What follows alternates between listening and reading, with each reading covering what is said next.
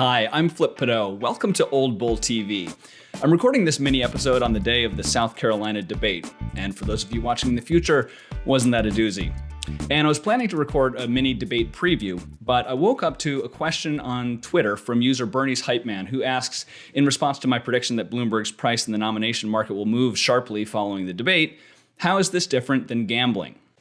The "this" in Bernie's Hype Man's question refers to political prediction markets, where traders put real money behind their forecasts of political and electoral outcomes. My response was that answer depends on whether he's asking how it differs legally, structurally, or morally. Now, all three are interesting and worthwhile questions, and they're ones that actually come up with some frequency, so I called an audible and decided to spend a little time addressing them instead of doing a debate preview, which, let's face it, are a dime a dozen anyway. Let's start with how prediction markets differ from gambling structurally. Now, they're actually fairly similar in that you're staking real money on an unknown outcome: who will win a presidential primary, which party will control the next Congress, whether the Senate will confirm a judicial nominee, etc. If you predict the outcome correctly, you gain. Incorrectly, you lose. The key difference is that rather than giving your money to a bookie who sets certain odds determining the ratio between what you'll be paid out if you're correct and the amount that you staked, you're instead buying and selling a position on an exchange. So you'll see a price ranging from 1 to 99 cents per share, which will pay out $1 per share if the outcome occurs. So the price is effectively the odds that the market is saying that the outcome takes place. But unlike most forms of gambling, you don't need to wait until the uncertainty is resolved. You can buy at 20 today, and if the price goes to 30 tomorrow, you can sell. And you can do this again and again until the uncertainty is resolved and the market is settled. And unlike most forms of gambling, you're not betting against the house or a bookie. Your counterparty, rather, is another trader. So when you buy a share at 20 cents, there's another trader buying the other side for 80 cents. And his or her position will pay out if the underlying outcome does not occur. So those are the structural differences. How do prediction markets differ legally from gambling? Well, in the US, most forms of gambling in most jurisdictions, and particularly the online jurisdiction, are not legal. Regulated markets for traditional financial products like equities, bonds, futures, and options are of course legal, but with few exceptions, there are not regulated exchanges for event futures, which is how we'd classify a market for political outcomes. Instead, markets like PredictIt and the Iowa electronic markets operate legally in the U.S. under a special exemption granted by the Commodity Futures Trading Commission, or CFTC, the agency that regulates futures markets.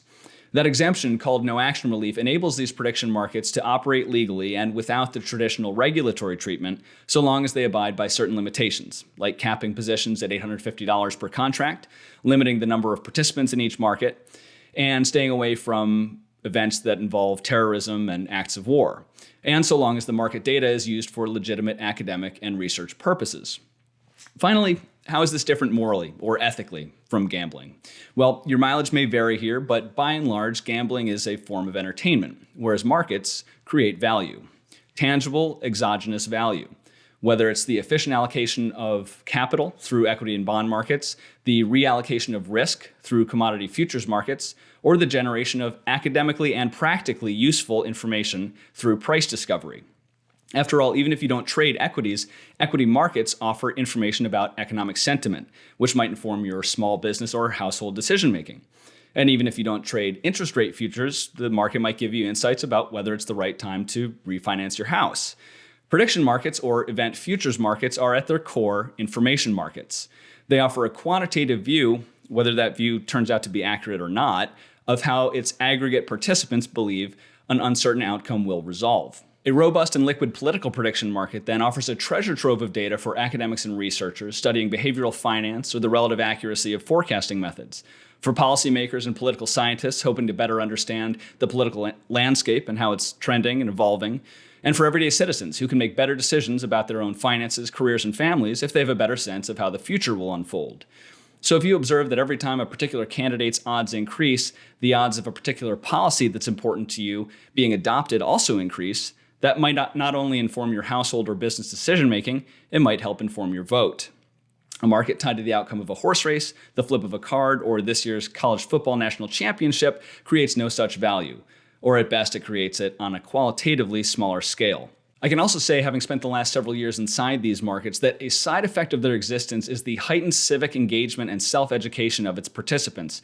Not surprisingly, many of these participants are already folks that are interested in politics, but we've seen throngs of non-political professionals become avid students of polling methodology, debate watchers, followers of their elected officials' social media accounts, voracious readers of pending legislation, and regular online viewers of congressional committee hearings. Gamblers seeking an edge may train themselves in the art of counting cards or translating microexpressions into bluffs and tells, but for my money, the heightened civic awareness and engagement that grows out of political prediction markets alone sets them apart from what we view as gambling, at least on the ethical dimension. So I want to thank Bernie's Hype Man for the insightful question and the inspiration for this installment. If you have an insightful question, you too can connect with us on Twitter at OldBullTV. And please remember to subscribe to this channel before you go. Thanks so much for watching. We will see you next time.